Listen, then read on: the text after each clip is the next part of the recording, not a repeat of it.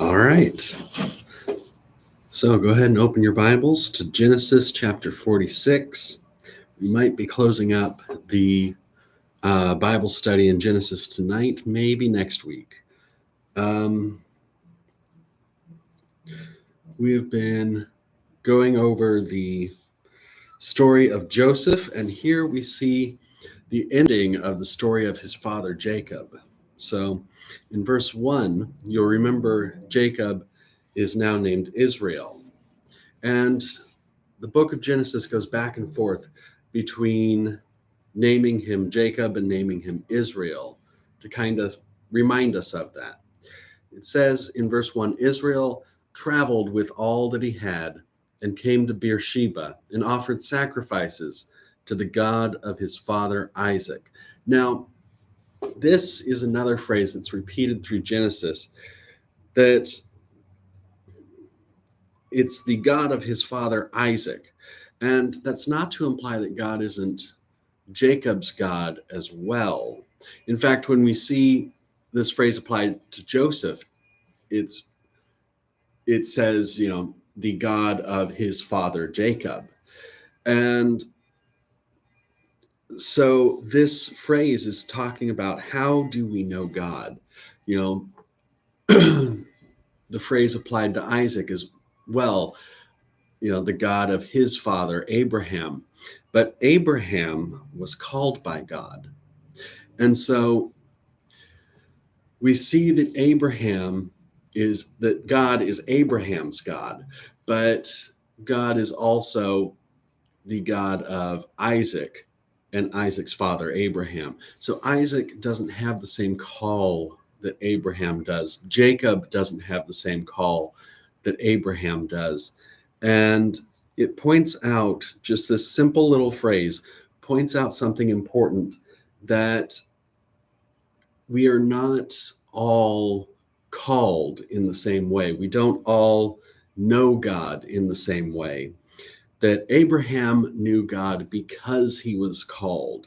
Isaac knew God because of his father who was called. And Jacob knew God by the traditions of his father, Isaac. So there are many ways in which we come to know God. And the Bible tells us this in this subtle little phrase, that Israel came to Beersheba and offered sacrifices to the God of his father Isaac. So God spoke to Israel in visions of the night and said, Jacob, Jacob. He said, here I am. He said, I am God, the God of your father. Don't be afraid to go down into Egypt, for there I will make of you a great nation. I will go down with you into Egypt. I will surely bring you up again. Joseph's hand will close your eyes. Jacob rose up from Beersheba, and the sons of Israel carried Jacob, their father, their little ones and their wives in the wagons which Pharaoh had sent to carry them. They took their livestock and their goods, which they had gotten in the land of Canaan, and came into Egypt. Jacob and all his offspring were with him, his sons and his sons' sons with him, his daughters and his sons' daughters, and he brought all his offspring with him into Egypt. Now these are the names of the children of Israel who came into Egypt: Jacob and his sons, Reuben, Jacob's firstborn. Now this list is going to go on for a long, long time. So we're going to skip down to verse 26. This is going to name all of the fathers of the tribes of Israel, as well as Jacob's other children and all of his grandchildren. And we see in verse 26, all the souls who came with Jacob into Egypt, who were his direct offspring, in addition to Jacob's sons' wives, all the souls were 66. The sons of Joseph who were born to him in Egypt were two. All the souls of the house of Jacob who came into Egypt were 70. Now, this number here in verse 27, the 70, is different in Hebrew and in Greek. So in the Greek, in the Septuagint, it says 75. But in Hebrew, it says 70.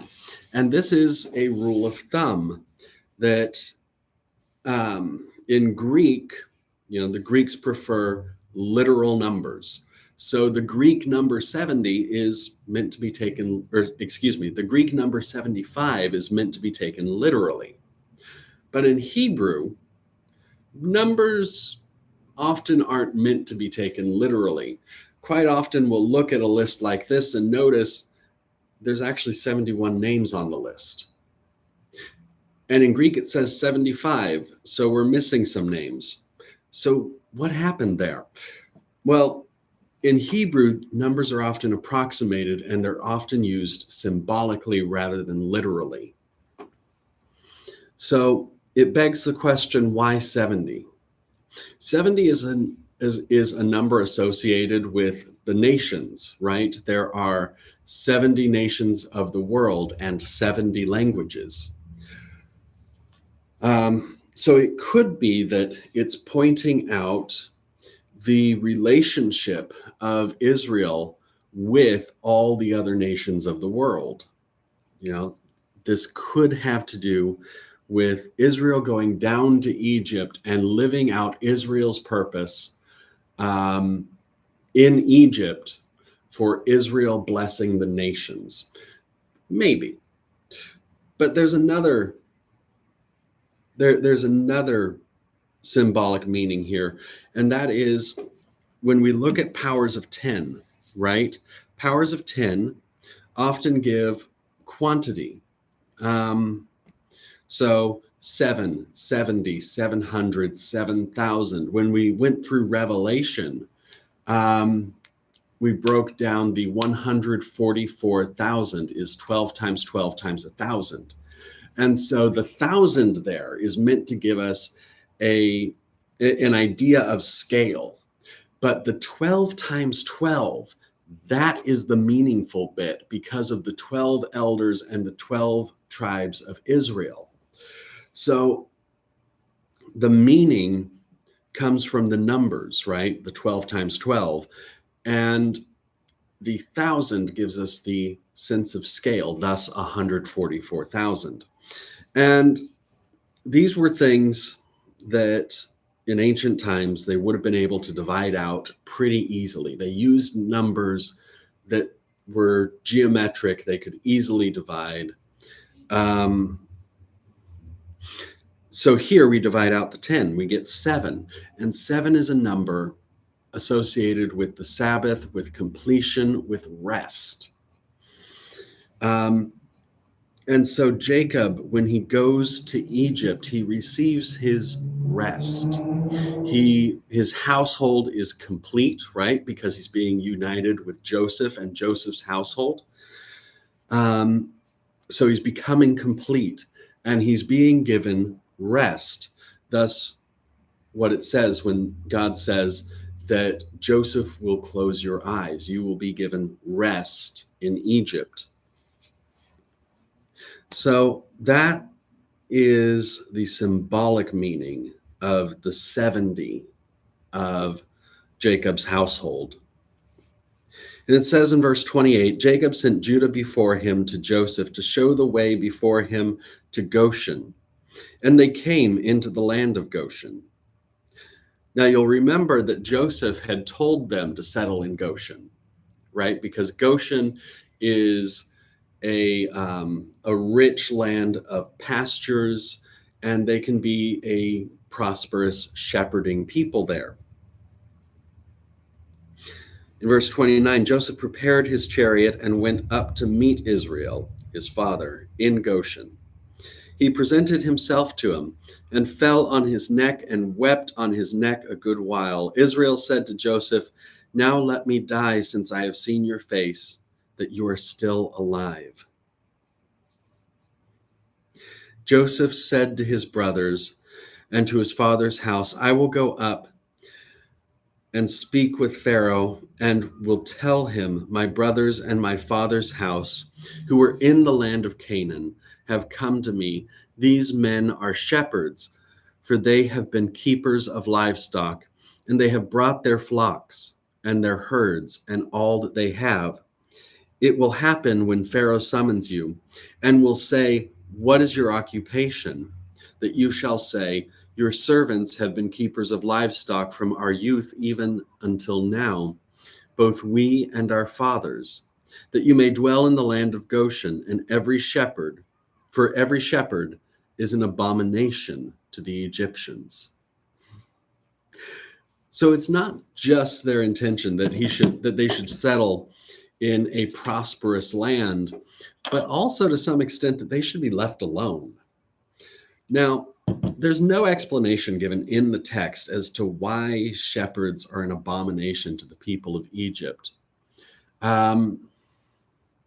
We know from Deuteronomy that Moses tells the people that this land you're going into, the land of Israel, is not like the land you're leaving, the land of Egypt. It's not, you will have to work the land. In Egypt, the river Nile would flood the entire agricultural plain along the river. And so watering the land was not a problem. The land was prosperous because of its abundant water supply. And so the Egyptians overwhelmingly are farmers and not shepherds. Why are shepherds then an abomination to the Egyptians? For one, it's not the way they live. But for another, it may be because shepherds are nomadic and the people of Egypt are settled.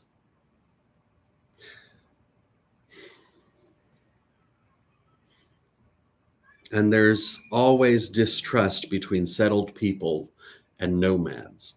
So it may be that this is why shepherds are an abomination to the people of Egypt. If you have any other ideas, please go ahead and type them in the chat. You'll see the chat box over there on your right. So before I move on to chapter 47, just a reminder that this is the Restoration Church of Christ Bible study on Wednesday nights, 5 o'clock California time. You can tune in every week at 5. We'll be studying the book of Genesis, or most likely other books after this. If you want to join along, if you want to join in, ask questions, please do so. Otherwise it's just going to be my commentary, and how boring is that? So, all right, chapter 47 now. Then Joseph went in and told Pharaoh and said, "My father and my brothers with their flocks, their herds, and all that they own have come out of the land of Canaan, and behold, they are in the land of Goshen." From amongst his brothers he took 5 men and presented them to Pharaoh. Pharaoh said to his brothers, "What is your occupation?" They said to Pharaoh, "Your servants are shepherds, both we and our fathers." Now that's interesting.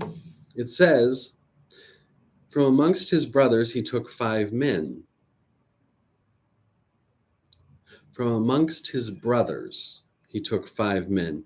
But they say, "Your servants are shepherds, both we and our fathers," plural. Now, that could mean that these men are in fact Joseph's brothers, and they mean that Jacob and Isaac before him were shepherds. Or it could be that these are not literally Joseph's brothers. It could be that these are his nephews. Both we and our fathers. So verse 4 here. They also said to Pharaoh, We have come to live as foreigners in the land, for there is no pasture in for your servants' flocks. For the famine is severe in the land of Canaan. Now, therefore, please let your servants dwell in the land of Goshen. Pharaoh spoke to Joseph, saying, your father and your brothers have come to you. The land of Egypt is before you. Make your father and your brothers dwell in the best of the land. Let them dwell in the land of Goshen. If you know any able men amongst them, then put them in charge of my livestock. So here we see that, sure, shepherds are an abomination to the Egyptian, but they do have value, don't they? Maybe they don't sit at the same table with shepherds, but they have a great deal of value. Pharaoh has seen that Joseph is capable, and he believes that Joseph's brothers will be as well. So he puts them in charge of Pharaoh's livestock as well.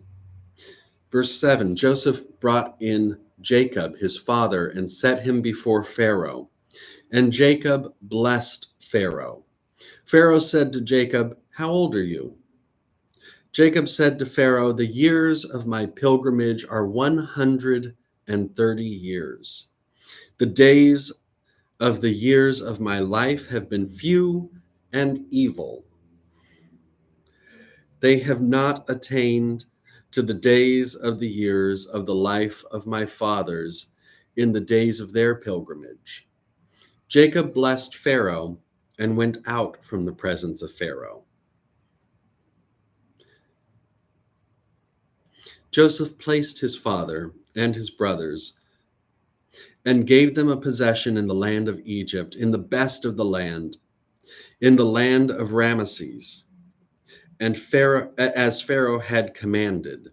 Joseph provided his father, his brothers, and all of his father's household with bread according to the sizes of their families. Now, I had read a note earlier about this strange phrase, in the land of Ramesses. And this is another name for the land of Goshen, but it's not entirely clear what's meant by the land of Ramesses. So let speculation abound, because we don't know. This was most certainly not in the time of Pharaoh Ramesses, though it may have been written down in the time or after the time of Pharaoh Ramses. So, and keep in mind, Ramses is not necessarily the Pharaoh of the Exodus. That idea comes from speculation from the 1800s. But we know quite a lot more about the pharaohs of Egypt now due to 100 years of archaeology. And we know that the timing of the Exodus could not have lined up with the reign of Pharaoh Ramses. So why is Goshen associated with Ramses? No idea. All right, verse 13. There was no bread in all the land, for the famine was very severe. So the land of Egypt and the land of Canaan fainted by reason of the famine. Joseph gathered up all the money that was found in the land of Egypt and in the land of Canaan for the grain which they bought. And Joseph brought the money into Pharaoh's house. Now, it's kind of strange that Joseph is bringing all the money from the land of Canaan. But I want to point out something about this. At one time, Egypt ruled all of the land of Canaan. And so it could be that during the time of Joseph is the time when Egypt ruled all of that land. Once again, this isn't very clear.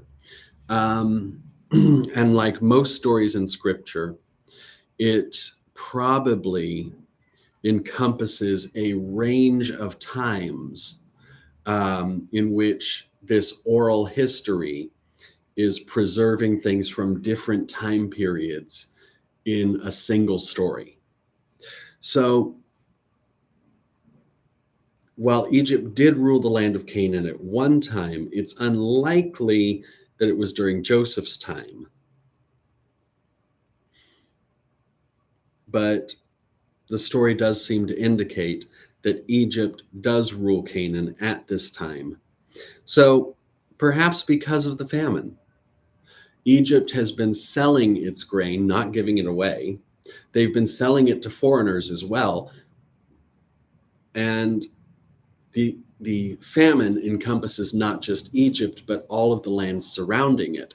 So perhaps this was a time in which Egypt expanded quite a lot. The other nations would not be able to resist them. Egypt was well fed, and the other nations surrounding it were not. So perhaps they did come to conquer Canaan, or even just annex it as part of their bargaining for food.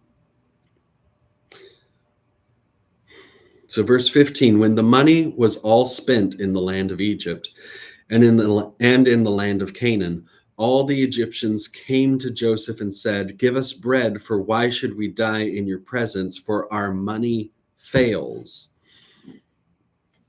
Joseph said, give me your livestock and I will give you food for your livestock if your money is gone.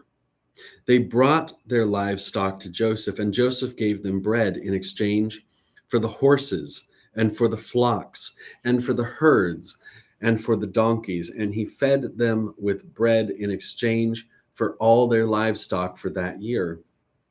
When that year was ended, they came to him in the second year and said to him, we will not hide from my lord how our money is all spent, and the herds of livestock are my lord's. There is nothing left in the sight of my lord but our bodies and our lands.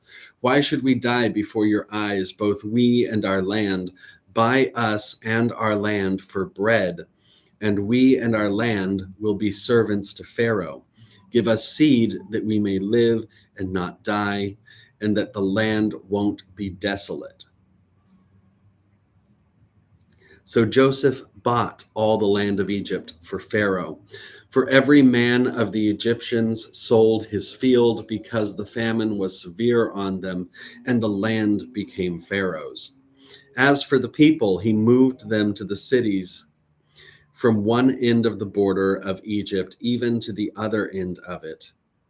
Only he didn't buy the land of the priests, for the priests had a portion from Pharaoh and ate their portion which Pharaoh gave them. That is why they didn't sell their land. Then Joseph said to the people, behold, I have bought you and your land today for Pharaoh. Behold, here is seed for you, and you shall sow the land. It will happen at the harvests that you shall give a fifth to Pharaoh, and 4 parts will be your own for seed of the field, for your food, for them of your households, and food for your little ones.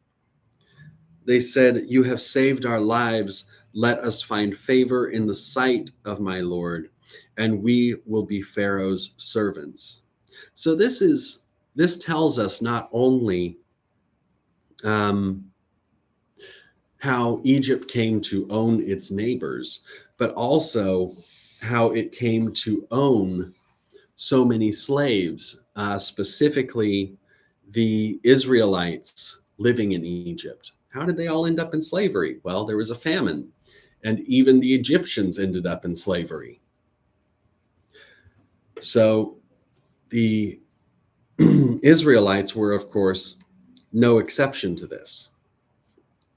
All right, verse 26, Joseph made it a statute concerning the land of Egypt to this day, that Pharaoh should have the fifth. Only the land of the priests alone didn't become Pharaoh's. Israel lived in the land of Egypt, in the land of Goshen, and they got themselves possessions therein, and were fruitful and multiplied exceedingly. Jacob lived in the land of Egypt 17 years. So the days of... That's interesting. That's the age that Joseph was when he was sold into slavery. So Joseph was sold into slavery at the age of 17, and when he meets his father Jacob, they have 17 more years together. So the days of Jacob, the years of his life, were 147 years. The time came near that Israel must die. And he called his son Joseph and said to him, "If now I have found favor in your sight, please put your hand under my thigh and deal kindly and truly with me. Please don't bury me in Egypt, but when I sleep with my fathers, you shall carry me out of Egypt and bury me in their burying place." Joseph said, "I will do as you have said." Israel said, "Swear to me." And he swore to him. Then Israel bowed himself on the bed's head.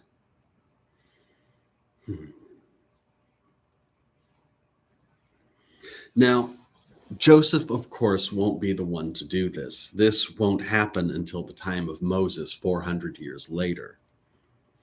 So let's keep going here. Does anyone have any questions before we continue into chapter 48? So once again, this Bible study is the Restoration Church of Christ Bible study on Wednesday nights at 5 p.m. California time. So if you're just joining in, come back next week at 5 o'clock. Join us at the beginning. Say hello in the chat. And please post any questions that you have as you have them. I'll answer as many questions as I can.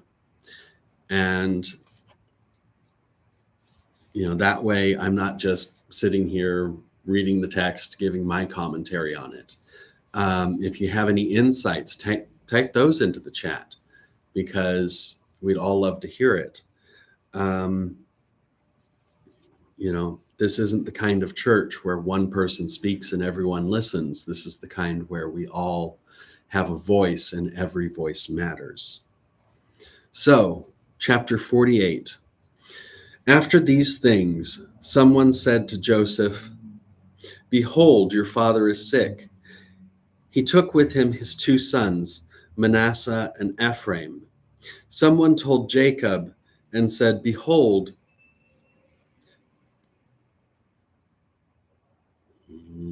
your son Joseph comes to you." And Israel strengthened himself and sat on the bed.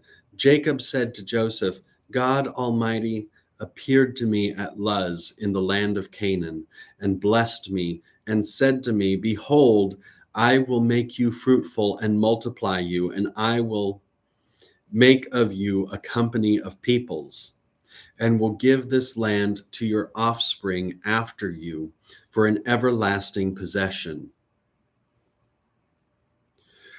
Now your two sons, who were born to you in the land of Egypt before I came to you into Egypt, are mine, Ephraim and Manasseh, even as Reuben and Simeon will be mine.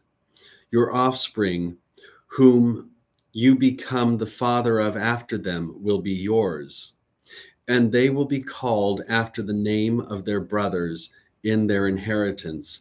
As for me, when I came from Padan, Rachel died beside me in the land of Canaan on the way, when there was still some distance to come to Ephrath, and I buried her there on the way to Ephrath, also called Bethlehem.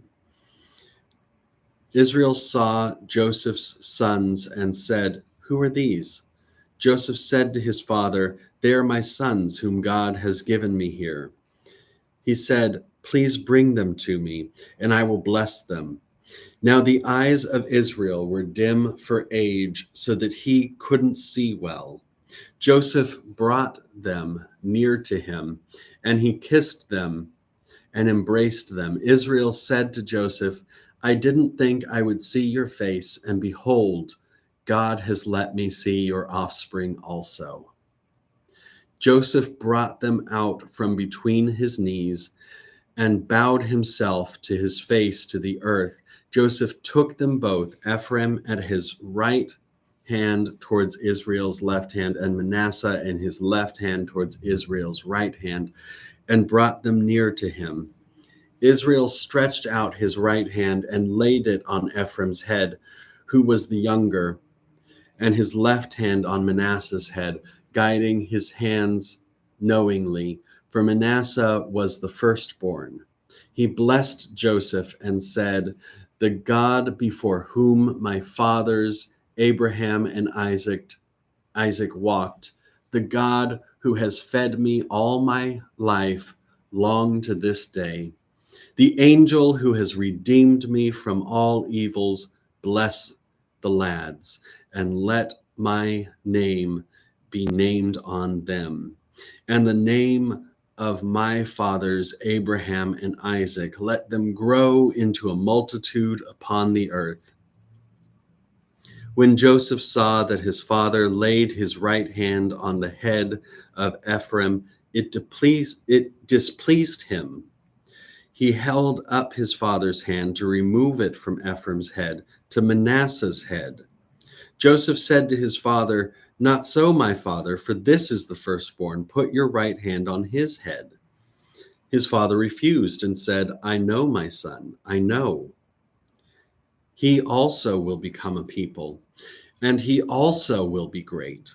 However, his younger brother will be greater than he, and his offspring will become a multitude of nations." He blessed them that day, saying, Israel will bless in you, saying, "God make you as Ephraim and as Manasseh." He set Ephraim before Manasseh. Israel said to Joseph, Behold, I am dying, but God will be with you and bring you again to the land of your fathers. Moreover, I have given to you one portion above your brothers, which I took out of the hand of the Amorite with my sword and with my bow. I want you to notice that Israel has blessed both of Jacob's sons equally. Now, think back to when Jacob was being blessed by his father. He wasn't going to be blessed at all, right? Isaac was going to bless one of his sons and not the other. He was going to bless Esau, but not Jacob. And I want you to consider Abraham, who blessed Isaac, but not Ishmael. And God had to make that right. God had to bless Ishmael because of Abraham's hardness of heart. And here we see Israel putting that right.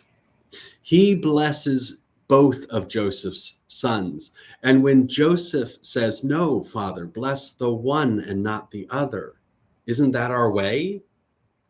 He says, "No, I have blessed them both."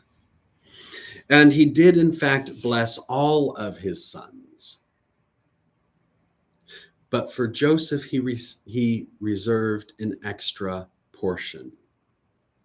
So, even though they are not fully equal, he does bless all of his sons. He has learned a lesson from his fathers. So let's continue in chapter 49 if no one has any questions. All right, it says, Jacob called to his sons and said, "Gather yourselves together that I may tell you that which will happen to you in the days to come. Assemble yourselves and hear, you sons of Jacob. Listen to Israel, your father. Reuben, you are my firstborn, my might, and the beginning of my strength, excelling in dignity and excelling in power. Boiling over like water, you shall not excel. Because you went up to your father's bed, then defiled it, and went up to my couch. Simeon and Levi are brothers. Their swords are weapons of violence.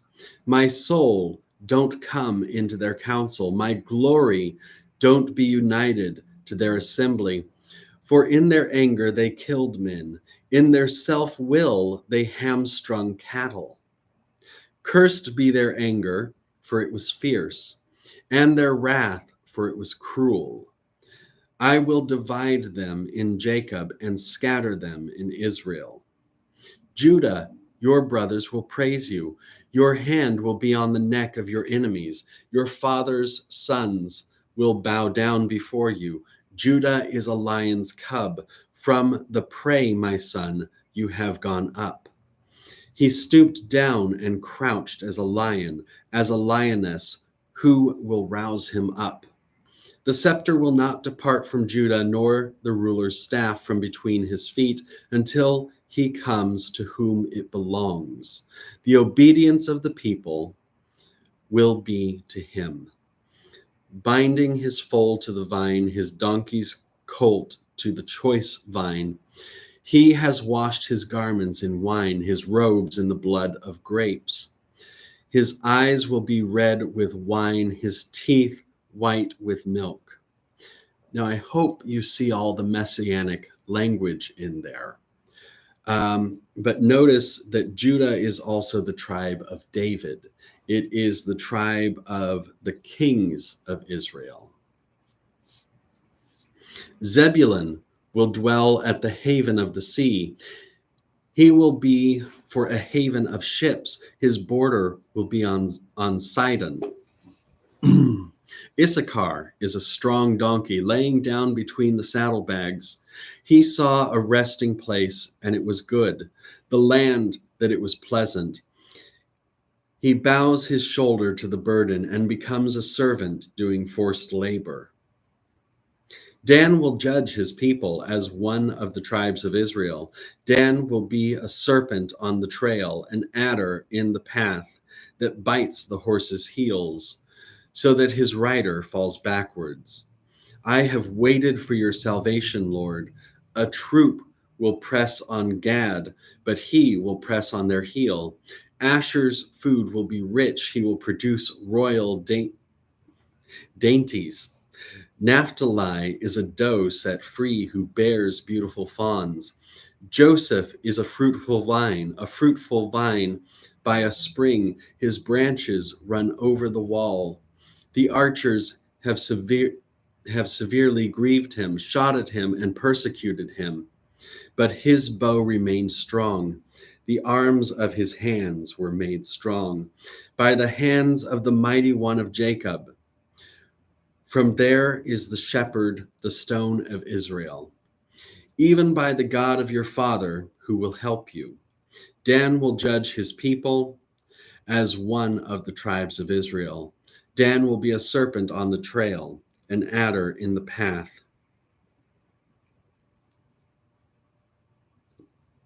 Excuse me just a moment here. My tablet has decided to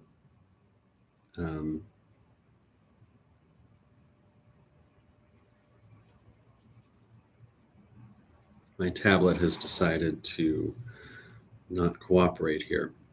Okay, verse 25. Even by the God of your father, who will help you, by the Almighty, who will bless you with blessings of heaven above, blessings of the deep that lies below, blessings of the breasts and of the womb.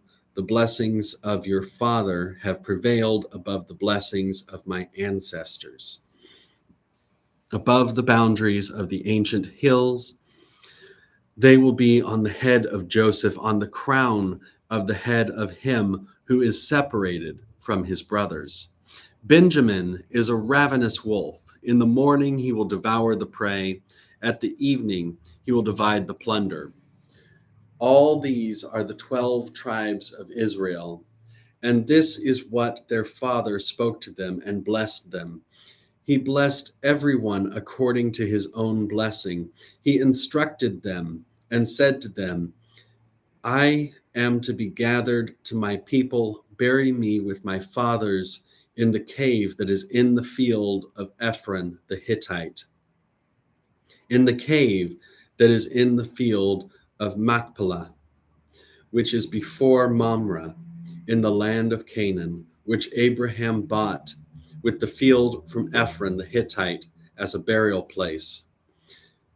There they buried Abraham and Sarah his wife. There they buried Isaac and Rebekah his wife. And there I buried Leah.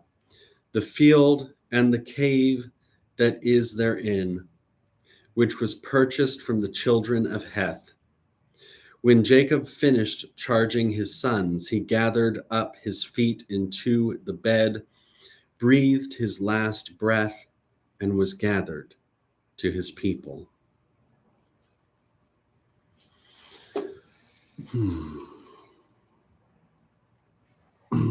All right. So we have only one more chapter in the book of Genesis, chapter 50.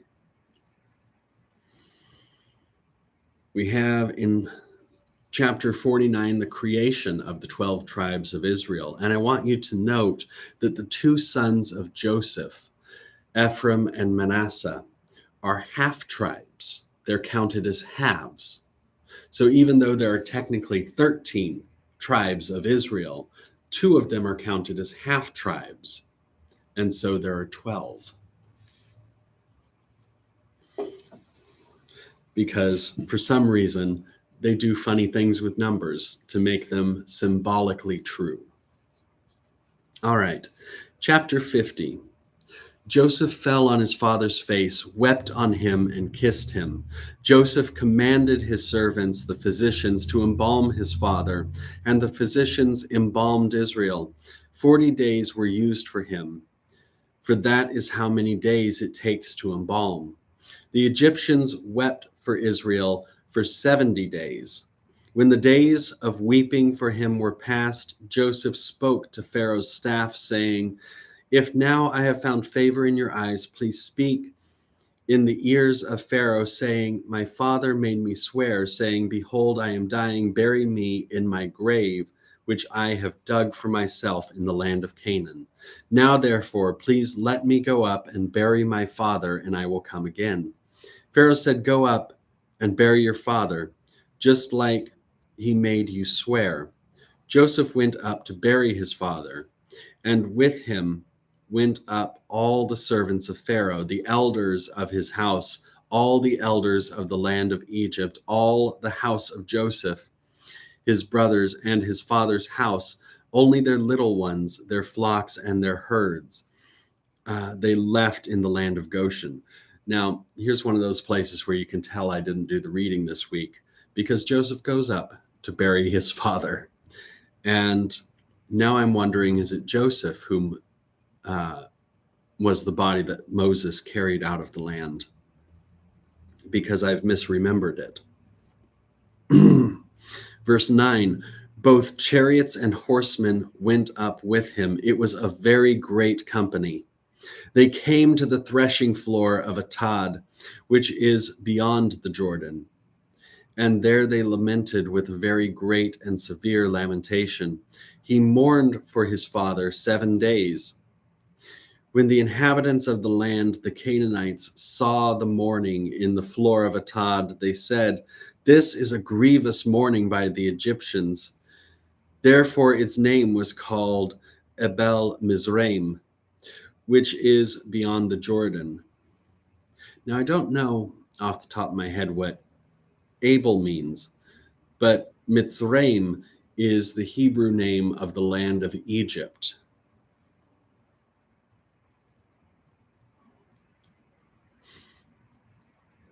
Verse 12, his sons did to him just as he commanded them. For his sons carried him into the land of Canaan and buried him in the cave of the field of Machpelah, which Abraham bought with the field as a possession for a burial site from Ephron the Hittite near Mamre. Joseph returned to Egypt, he and his brothers, and all that went up with him to bury his father after he had buried his father.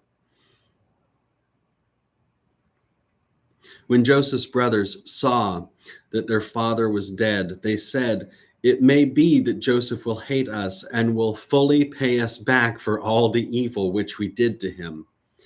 They sent a message to Joseph saying, "Your father commanded before he died, saying, 'You shall tell Joseph, now please forgive the disobedience of your brothers and their sin because they did evil to you. Now, please forgive the disobedience of the servants of the God of your father.'" Joseph wept when they spoke to him. His brothers also went and fell down before his face, and they said, "Behold, we are your servants." Joseph said to them, "Don't be afraid, for am I in the place of God? As for you, you meant evil against me, but God meant it for good, to save many people alive, as it is happening today. Now, therefore, don't be afraid. I will provide for you and your little ones." He comforted them and spoke kindly to them. Joseph lived in Egypt, he and his father's house. Joseph lived 110 years. Joseph saw Ephraim's children to the third generation. The children also of Machir, the sons of Manasseh, were born on Joseph's knees. Joseph said to his brothers, "I am dying, but God will surely visit you and bring you up out of this land, to the land which he swore to Abraham, to Isaac, and to Jacob." Joseph took an oath from the children of Israel, saying, "God will surely visit you, and you shall carry up my bones from here."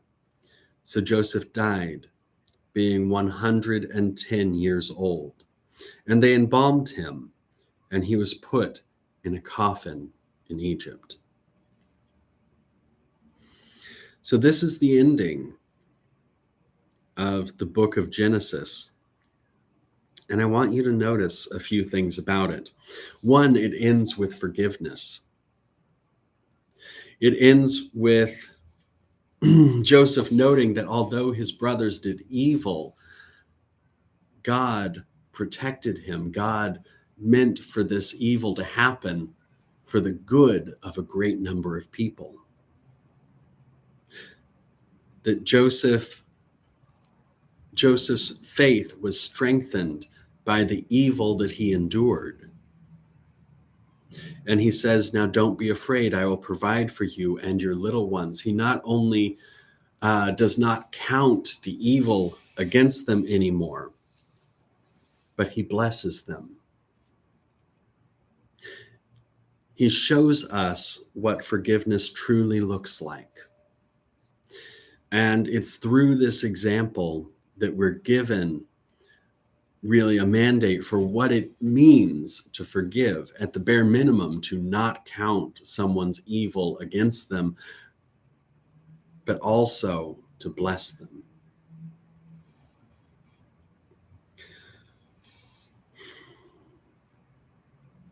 We see that Joseph lived a long life, a happy life in Egypt, a land that was not the land of his ancestors, and that he lives under the cultural practices of the people of Egypt because they embalm him and they put him in a sarcophagus. But we know one day his bones would be carried back to the land of Israel by Moses. So this is where we'll end our study of Genesis. If anyone has any questions, please post them in the chat. It's been really wonderful to study Genesis over these last few weeks. And if you have any suggestions for where we should go next week, go to the church website, to restorationcoc.org or churchofchrist.gay. Go there and send an email to me, or send me a text, give me a call. Let me know where you think we should go next week, because we can go right on through Exodus, or we could go somewhere in the New Testament and study that for a while, and then we'll come back to Exodus, because I want to go through the entire Torah, the entire first 5 books of the Old Testament: Genesis, Exodus, Leviticus, Numbers, and Deuteronomy. But that's going to be a long time going through the Torah. And perhaps we should be going back and forth as we do. I think I want to save Hebrews for after Exodus, but maybe we could go through James. So, give me a text, give me a call, let me know what you think. And until then, I'll see you next week. So once again, this is the Restoration Church of Christ Bible study every Wednesday at 5:00. If you're just joining us here at the end, thank you so much. Please go back to the beginning. If you haven't seen all the Bible studies, if you haven't been here through the whole thing, please go back through Genesis, because this is the bedrock of the entire Bible. This is its cornerstone, and everything is based on Genesis. So, please join us next week. I'm not sure what we'll be studying, so have your Bible with you, and God bless you. I'll see you then.